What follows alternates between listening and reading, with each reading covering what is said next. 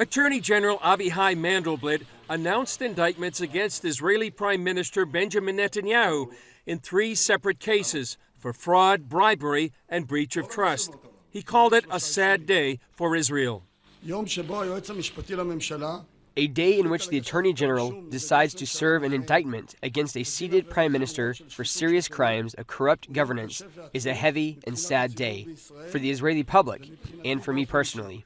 An emotional and defiant Netanyahu defended himself. Tonight, we're witnessing an attempted coup against the Prime Minister using false accusations and a tainted and biased investigation process. Netanyahu called for a separate commission to investigate the charges and said the investigators were not hunting for the truth, but hunting him.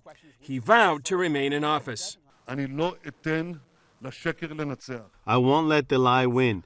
I will continue to lead the country according to the law, exactly as written. I will continue to lead the country with responsibility, with dedication, and with care for the security and the future of all of us, and for our country, and for democracy, and for the rule of law, and for justice. We need to do one thing. We need at last to investigate the investigators. After the announcement, some Israelis from the right and the left took to the streets. All the attorney and the justice system, they belong to the left. But the left, they anti-democracy. They see that after election after election, they lose, Bibi win the election. So what they make? They make investigation. I'm here because today the Prime Minister of Israel has been indicted for bribery and breach of trust, and he must resign his office today, tonight.